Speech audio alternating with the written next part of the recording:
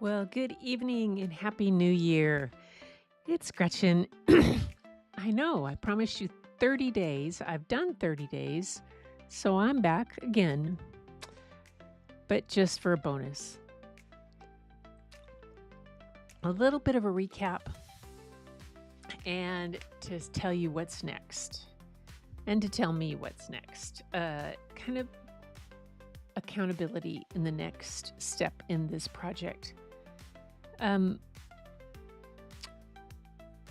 Where I've come so far in this has been a long ways. My goodness. Clean your glasses off. I keep thinking my camera's out of focus, but it's not. It's my glasses, I think. How's that? My glasses are just smudgy.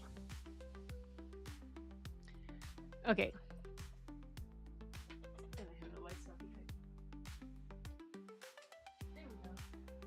Here, we'll get some lights on behind me. That'll help. So this project has been brewing in my head for some time, and the whole idea behind photographing these libraries didn't originally start with the libraries and the whole thing. Part of it started when I converted a camera to infrared based on how much fun I had when I was in high school back in the 70s doing infrared photography. I had an amazing photography instructor in high school and went through 3 years of that and as a TA and all that, and really spent a lot of time doing that. Learned infrared then. Later on, went in on years later to do some other film work and teach darkroom at the University of Washington when I was in a program. And that was a lot of fun too. I missed some of that different kind of things that you can do in that realm of infrared.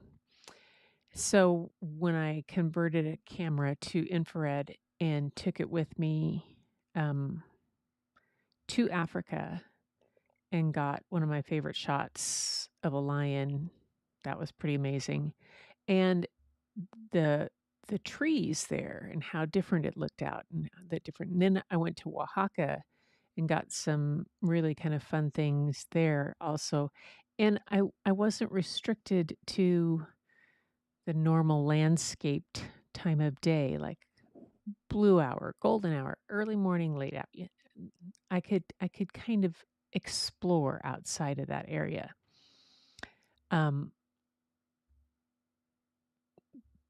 But then I was in Amesbury 3 years ago, I think it was, and for the first ECamm creator camp, and I photographed a cemetery in infrared, an old cemetery, and I found just what that infrared could do with the texture and the details. I was really fascinated. Comes along this and the idea of I don't know, where was it?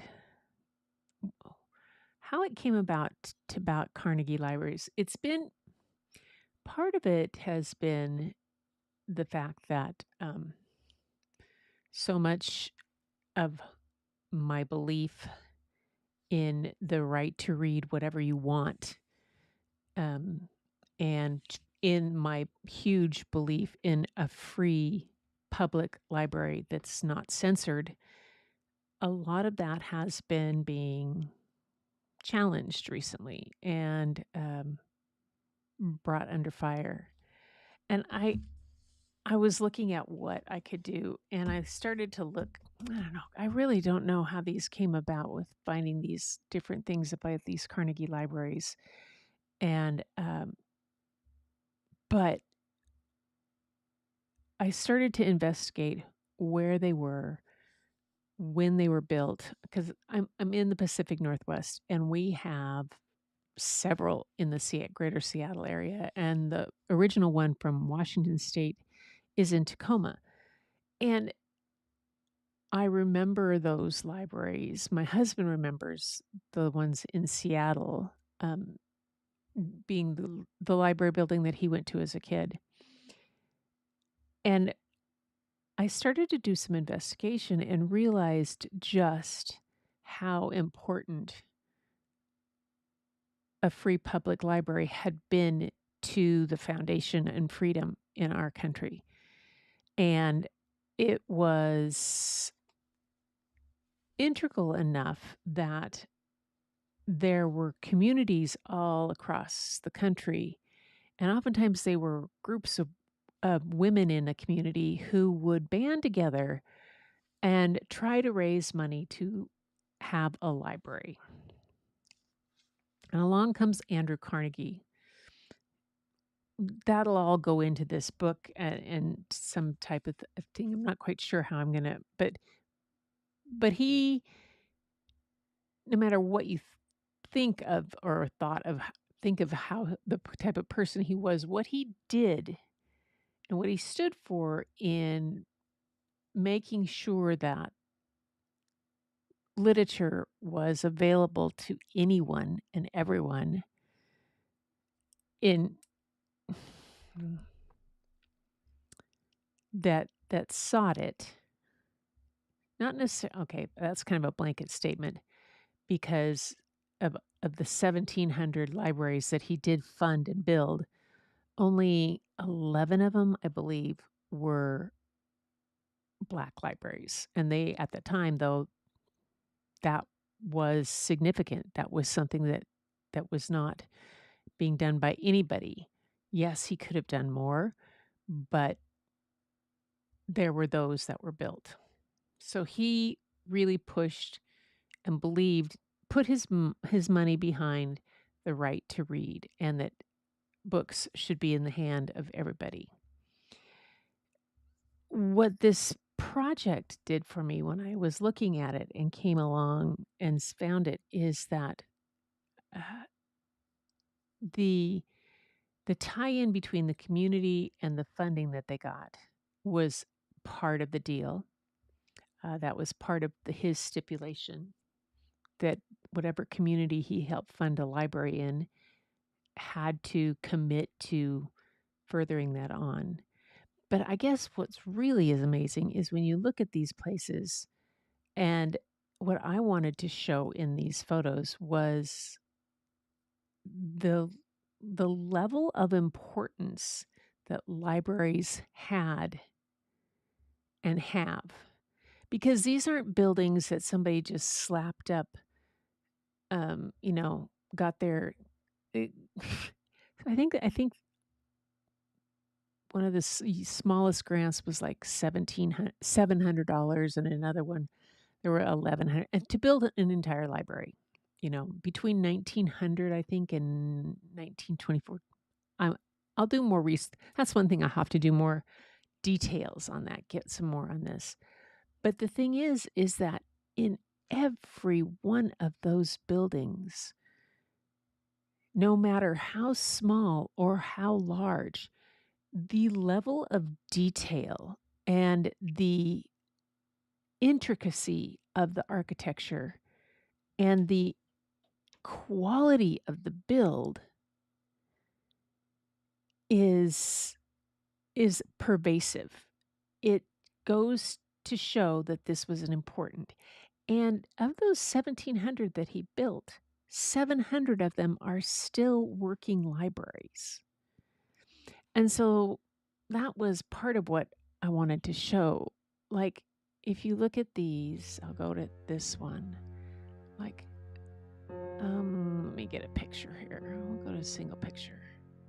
Single page. and that. Where am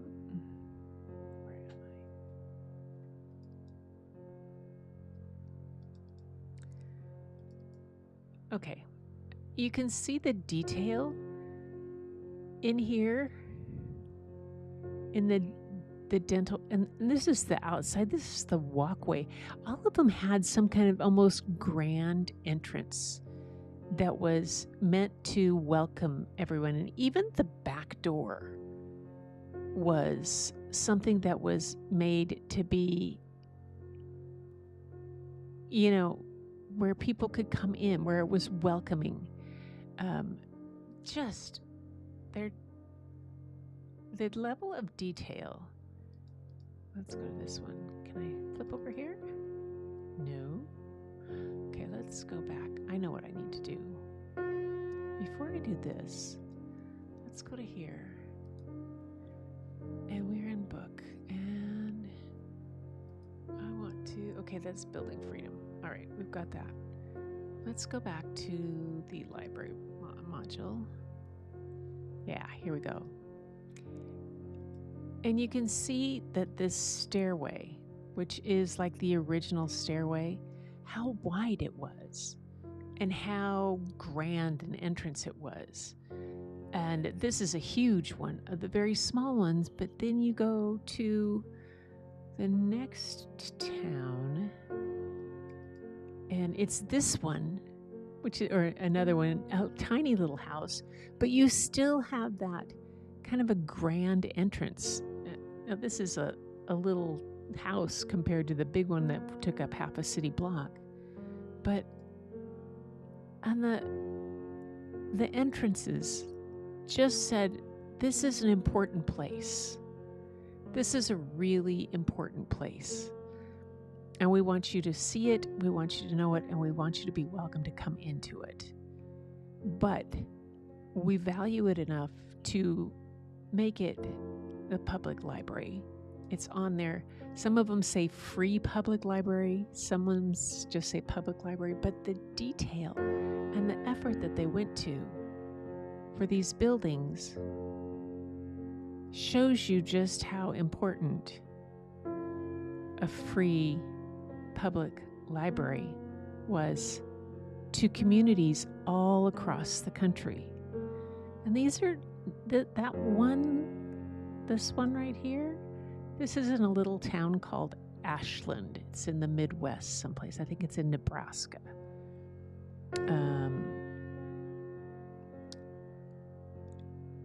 Other, just all kinds of places that it was really important, and they're still there.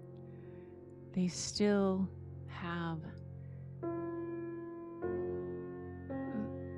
the building still lasts, and the buildings are on historic registers because they were having the details. I mean, this is a fireplace that they had in this building. Was it there? No, that's not the one. I don't know. It's just part of this whole project. So where do I go from here? I'll go back to the book section and show you what has happened with the pages. I am pretty much set on the layout. I have the information, exposure information, and the ISO. That's important to each picture. There are some of them, the pages, that it doesn't quite land right yet. Some that goes over the photo, like this one over here.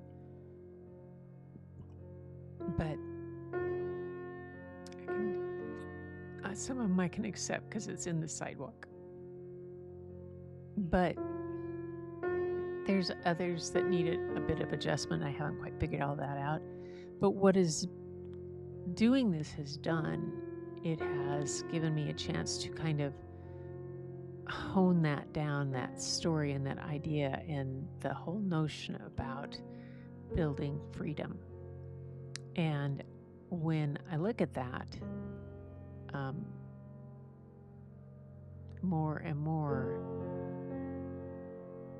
what that meant to a community, what it meant to have this happen. I mean, you look at this one.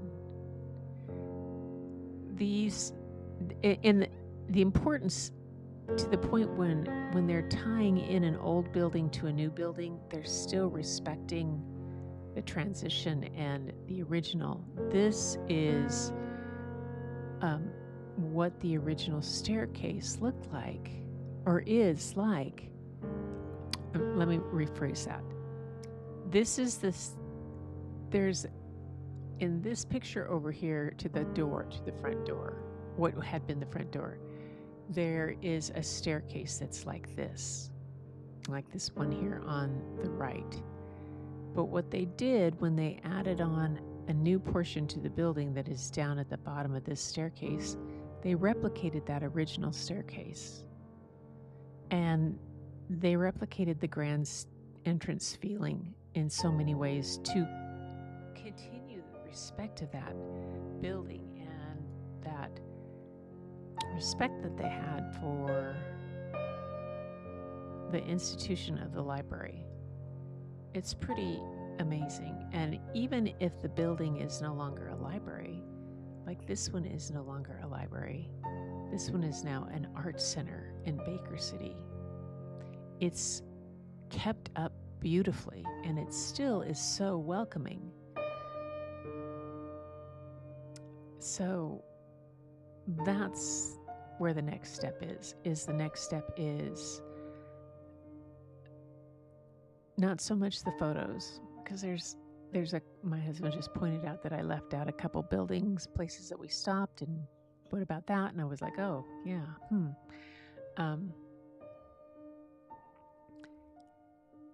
but it's the story of building freedom, and that comes with what I'm doing here. So it is building freedom, and you notice how I'm spelling freedom, F-R-E-A-D-O-M. Carnegie's Legacy of Libraries and the Right to Read. That is, so it's not so much going to be just a photography book. It's not necessarily, that's not what it's for. It's much more than that for me. It is a statement about the right to read, the right to have a free public library that is not censored, and that kind of a protest against the banned books out there all the time in my own way. And just reminding all of, my own simple way of reminding that everybody has different things they like to read, and everybody has different kind of photographs they like to take. And it's not right, wrong, good, or bad. It just is. And I can choose what I want to read. And if you don't like what's on my shelf, then skip it and go to something else. And if I don't like what's on your shelf, I'll skip it. But the shelves in the public libraries are everybody's. So it's okay. And yeah, that's my statement about this whole thing. That's my feeling about this.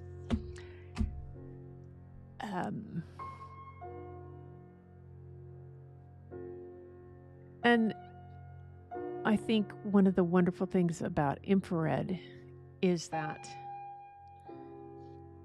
it takes you beyond what you normally see. It takes us and sees at a level that the detail, or that just in a completely different way. In black and white infrared, all the green foliage turns white to some degree. There's some of the places where the woodworking inside almost glows. It just has a different feel to it for me, and it's one I like. It does have a little bit of haloing in this one, I can see that, but I'm not going to worry about it. That's not so much what that it's about, because it just gives such a rich detail on that. Yep. 1913 County Library. Andrew Carnegie donation.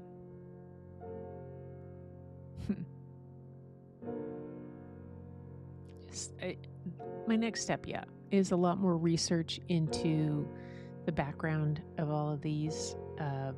I know I've done a cursory kind of research, and yes, I'm a librarian, and yes, I do know my research, and I have a lot more to do.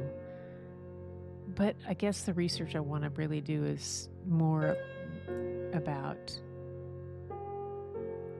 the connection. If you understand his connection to education and reading and what it did for him, for a man who didn't go to high school,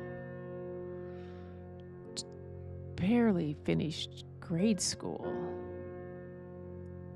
and yet left a legacy that is still held up to today. I don't know. And libraries were a big part of it. What does that say? How important that right to education and right to read for everybody is. So, hey, hi, Paul. Happy New Year's almost. Nice job today on your piano playing. Good job. So anyway, that is my kind of wrap up of this. It is all together. I have my basic book done with pictures edited. I have the draft done of the photos. In the 30 days that I did this, by just doing 30 minutes a day, probably boring some people out of their mind, which that's fine. They could click up. They didn't have to watch. I was able to, I really, it's a lot of progress for just 30 minutes a day, focused from 256 raw photos that were not edited down to 110 photos, all edited, selected, chosen, kicked some out, chose some other ones, and then 110 edited, put in an order that I wanted, and then put in a layout for a book, and then build a dummy book and get the basics into that. Yes, it's not the text yet, but the text is coming because through this whole thing, I've been thinking of this story, so it's coming along. So I must say, I'm gonna say that the 30 days, 30 minutes to get to 30 photos. Well, I got more than 30. It was a success, and it's nice to end the year on a successful project. It really is. Building Freedom will be back when I am. I'm actually talked to my husband about helping to write the text of this, because he was on the road trip with me, but he's also a creative writing major and knows how to write and can do. He does like document type writing too, and that kind of stuff. And Yeah, that's kind of he's really good at it. I I I can too. I taught writing to kids though. Totally different. But anyway, we'll see how that goes. See if we can align our ideas of what this is going to look like. That ought to be fun. Anyway, that's it for me for this chapter of the book, which is basically those first few chapters of from raw to rough draft. So I've gone from raw to rough draft. That's pretty good. And I'm pretty pleased. So it is that time. It is only about 7:40. I've been on for just about a half an hour here. And it is time to close this project out and embrace the next part of it, or maybe finish another project. We'll see. We'll see where this goes. But at least I now know that doing this time block kind of thing really is a solid workflow productive workflow for me. I don't know if it is for anybody else, but for me, it worked. And I didn't even have to have it set for a specific time of day. I just made a promise to myself that I would do it every day. This wasn't a challenge from Doc or from Paul or from Mary Lou or from anybody else. It was not that kind of a challenge. This was simply a challenge for myself because I did not want to go another 6 months with these photos just sitting on my hard drive when I had a project in mind and I wanted to actually get that project to fruition. And it's coming. We'll see. By this time next year, this should be a full-fledged copy table book. Yeah, you'd think, Gretchen, you can get it done before that. But knowing what it takes to do a full-out photo book of this detail and of this intricacy, you might say, it's going to take a lot more. I've got people to contact at the libraries that helped me across the country and get their input, and more research into Carnegie himself and into the organizations that asked for the grants to do this, to build the libraries. And then my whole story through it of building freedom, the right to read. Yeah. All right. Thanks, everybody, for being here. Thank you, Paul, for your support, as always, for all these years.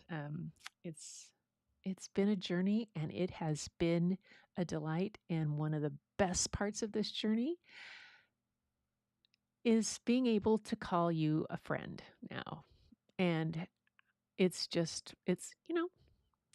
way to go. Thank you so much. 5 years later, 4 years later, what are we doing? All right, you guys. Until next time, grab your camera, go out and look for something right around you that you just normally don't see, and take a photo of it. And I'll see you next time.